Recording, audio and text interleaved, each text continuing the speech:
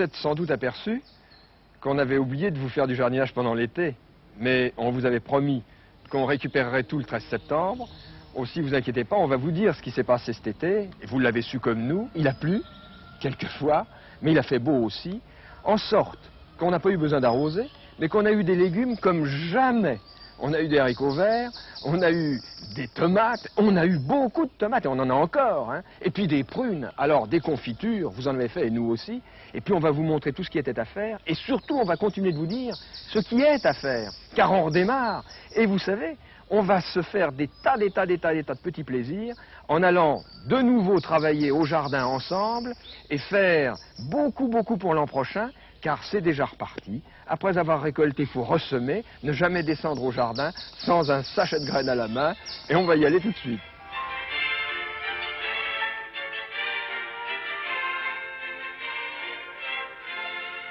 France dimanche, sous les branches de l'allée des marronniers. France dimanche, tu te penches sur mon cœur tout entier. Voilà. Et bien, pendant que les Français sont sur les routes, en ce 1er août, eh bien, les jardiniers sont restés dans leur jardin, avec le petit-fils pour moi, mais il va s'en aller tout à l'heure lui aussi. Et je vais vous raconter, mais je vais vous en raconter des choses, car après cette pluie, il y a énormément de choses à faire au jardin. Au potager, dis donc toi, laisse-moi un peu la parole. Au potager, les tomates, c'est un vrai bonheur. Elles ont poussé, il y a eu de l'eau. Aux fleurs, il va falloir tout tutorer, il y a eu de l'eau. Et puis aux fruits, pareil, on va mettre des fruits en sac. Enfin, il y a de quoi faire. Et vous allez regretter de n'être pas resté au jardin avec nous. Vous allez voir que vraiment, c'est de l'agrément. Allez, viens. Oh, il fait commencer à faire dodo, le petit-fils, avant de s'en aller. Hein.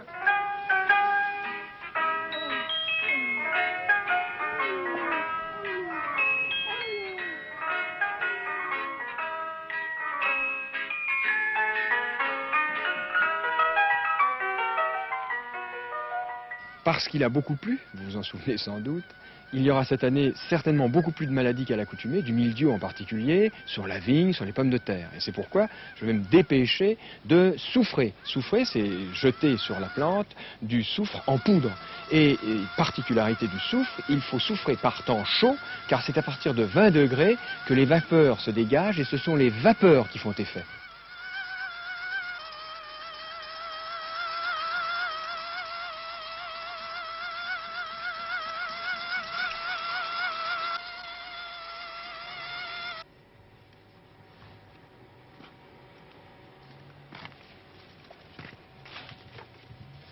Il est un peu tard, les raisins sont déjà verts pour mettre les sacs à nos raisins. Mais à cause justement des pucerons, à cause surtout des merles, eh bien nous allons ensacher à mort parce que les merles ne nous en laisseront pas puisqu'ils nichent jusque dans la vigne. Alors allons-y, ensachons.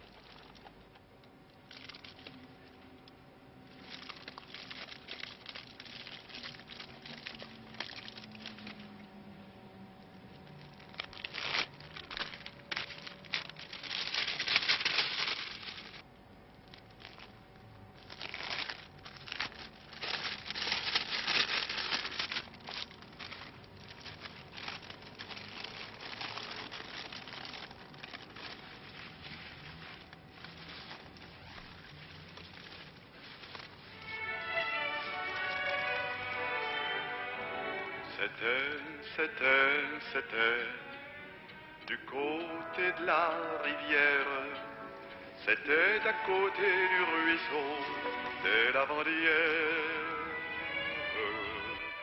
C'était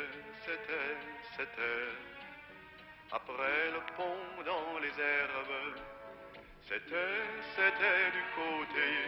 du côté de l'été.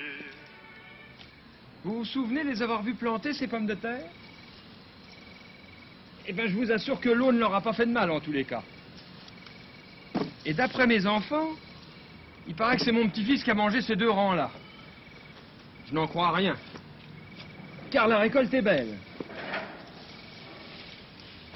Je crois que je n'ai jamais vu, en pommes de terre hâtives, des si grosses pommes de terre. Eh bien, voilà mes petits plans pour le printemps, sans jeu de mots. et il va falloir maintenant les repiquer. Alors on va les arracher, avec un minimum de racines tout de même. Les repiquer, c'est destiné à leur faire prendre justement du volume de racines. S'ils restaient là, d'abord ils sont trop serrés, et puis ensuite les racines ne se développeraient pas si bien. Tandis que là, quand on va les arracher une nouvelle fois, la plante aura largement raciné. Voilà, et bien vous vous souvenez de ce châssis, c'est celui dans lequel nous avions planté piments et aubergines, et inutile de laisser ce terrain inoccupé, tant que les plantes de piments et d'aubergines n'auront pas recouvert le terrain, on peut très bien repiquer ici nos fleurs de printemps. Alors toujours aussi simple, un petit trou avec un vulgaire piquoir qui est un petit morceau de bois affûté dans l'extrémité. On fait un trou, on le rebouche, de façon à ce que l'air ne pénètre pas en même temps pour sécher la racine. Et puis tout à l'heure, quand le châssis sera terminé, on donnera un sérieux coup d'eau, car évidemment, le problème c'est la reprise, et comme il fait exceptionnellement beau, tout sécherait avec une grande rapidité si l'eau n'arrangeait pas tout. Et ainsi de suite. Pour toutes les plantes de printemps, c'est-à-dire les pâquerettes, ça je vous le répète, c'est du myosotis, les pâquerettes, les mufliers, les silènes, sans oublier bien sûr les pensées qui sont essentielles au printemps. Voilà. Dans les pays très froids, au contraire, on mettra un châssis dessus et on leur laissera passer l'hiver pour les sortir seulement au printemps. Mais ici, en général, moi je plante tout à l'automne, comme vous.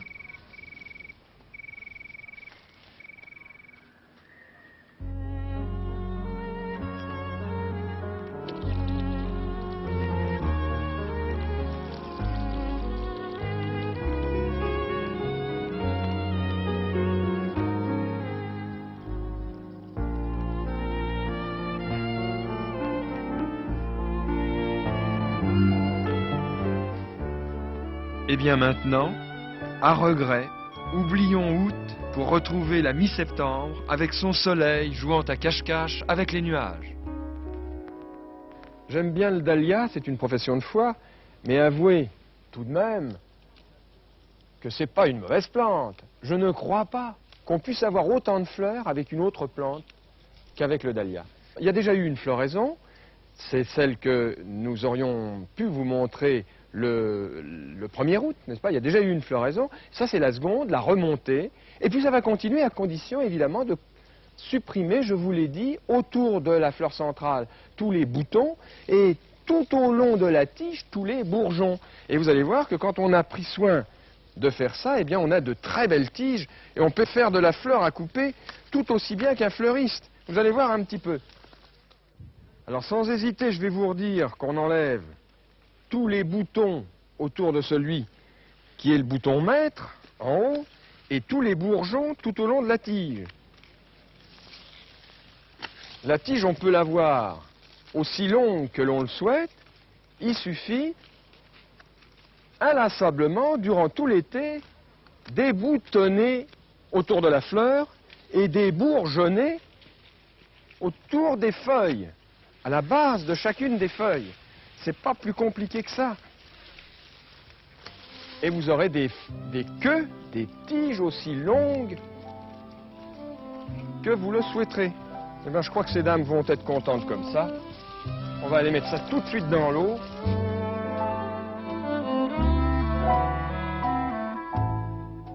Greffer, c'est disposer d'un arbre qui n'a aucune qualité, qui vient d'un pépin, d'un noyau. Ça, c'est même pas un pépin ni un noyau, c'est un prunier, ça. C'est tout simplement le rejet du prunier qui est de l'autre côté du mur. Ce serait dommage de ne pas s'en servir. On va donc le greffer. Ça va faire un prunier de tige, et on aurait pu tout aussi bien laisser monter le sauvageon et le greffer à cette hauteur au printemps, ou bien, à cette époque-ci, faire une greffe en écusson. Alors, je suis allé chercher sur le meilleur de nos pruniers une bonne reine Claude, une branchette de l'année, et cette branchette de l'année va me servir, en prenant les yeux, je vais vous montrer, à fabriquer un greffon que je vais hanter, disent les jardiniers, que je vais faire rentrer dans le porte-greffe qui est le sauvageon. Alors ce sauvageon, je vais le préparer, c'est-à-dire enlever tout ce qui va me gêner, je vais greffer presque en pied, presque par terre. La greffe en écusson, c'est comme ça qu'elle se pratique.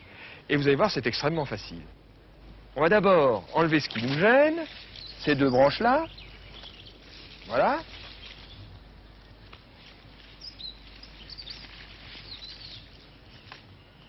Et puis, je vais pratiquer une ouverture en forme de T. Voilà la barre. Et voilà la verticale. Et puis tout à l'heure, mais je vais le faire que tout à l'heure, j'ouvrirai ma fente pour faire entrer mon greffon. Toute la difficulté de la levée de l'écusson, c'est de faire passer le greffoir en dessous l'écorce sans entamer le bois. Et quand on arrive sous l'œil, de continuer imperturbablement sans aller vers le bois. Vous voyez, c'est finalement très facile. Le tout, évidemment, c'est que le greffoir coupe bien. On va doucement, puisqu'on s'exerce. Et puis, on le porte à la bouche, où il reste le temps que l'on ouvre la fente.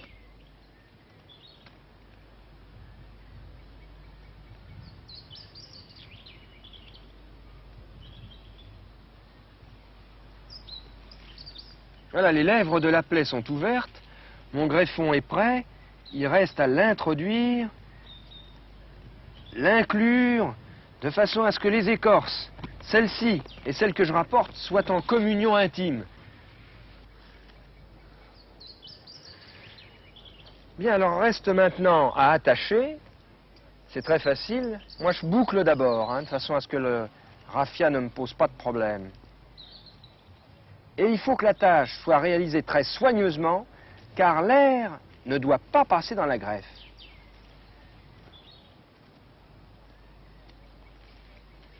Voilà. Alors bien sûr, n'enterrez pas l'œil sous le raffia, c'est lui qui doit démarrer.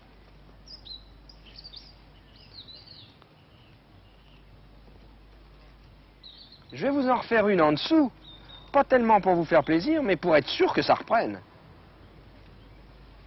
Un nœud pour finir, un deuxième pour que ça ne reparte pas.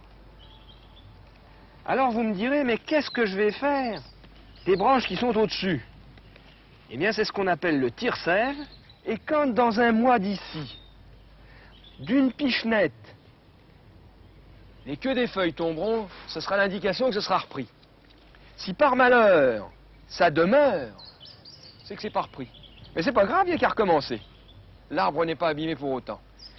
Et si ça reprend, si donc la queue de la feuille tombe à la moindre pression, on coupe les tire-sèves que l'on a précieusement conservés jusqu'ici, puisqu'on pourrait de nouveau reposer des greffons dessus, si par malheur ceux-ci ne prenaient pas. Mais enfin, j'espère bien que sur deux, on en aura bien un qui prendra. À cause d'un été qui aurait pu être un automne, tant il a plu, les boutures peuvent, cette année, se faire jusque la fin septembre. Les boutures, ce sont essentiellement les géraniums. Ces géraniums que nous avons connus fleuris tout l'été, qui sont en pleine floraison maintenant, il va falloir les couper. Les couper, ce sont les extrémités que l'on va bouturer. Bouturer, c'est tout simplement remettre en terre. D'ailleurs, les grands-mères ne s'embarrassaient pas d'autant de scrupules quand elles passaient auprès d'un géranium et qu'elles le cassaient, elles le repiquaient en terre tout simplement. Le jardinier est plus précautionneux et lui met toutes les choses de son côté en recoupant la bouture qu'il vient de prélever. Je recommence. Il la recoupe juste en dessous du point où étaient attachées les feuilles. Les feuilles en voilà deux, eh bien, on recoupe juste dessous. C'est là que naîtront le mieux les nouvelles racines. Et puis ensuite, toujours le jardinier enlève les feuilles du bas pour que ça ne sèche pas, les fleurs parce qu'on n'en a plus besoin, Et la bouture est préparée lorsqu'il a fini d'enlever les toutes petites feuilles qui accompagnent les feuilles et qu'il appelle des stipules. C'est de petits organes verts qui n'ont aucun intérêt, sinon, quand on les laisse, que de pourrir sur place, ce qui n'est pas bien joli. J'en fais 3 parce que dans un pot comme celui-ci, dans lequel je vais mettre dans le fond un petit bout de peau pour faciliter l'écoulement de l'eau en excès, eh bien dans ce pot, je vais en piquer, vous en piquerez vous, 3. Parfois même, si vous manquez de peau, 4. Ça ne sera pas de trop. Et puis, bien sûr, on tasse, pas trop énergiquement, mais néanmoins suffisamment. On arrose. Et ces boutures, alors on arrose ni trop ni trop peu, hein. Et ces boutures, ensuite, on les mettra, si on a une petite serre, ici au-dessus, le plus près possible du verre, et si on n'a pas de serre, sous une véranda, dans un garage, ou dans tout lieu éclairé et pas trop chaud, car les géraniums pendant l'hiver, les géraniums sont des plantes qui n'ont pas besoin pendant l'hiver de chaleur, et ils peuvent très bien végéter sans avoir ni trop d'eau, ni trop de chaleur.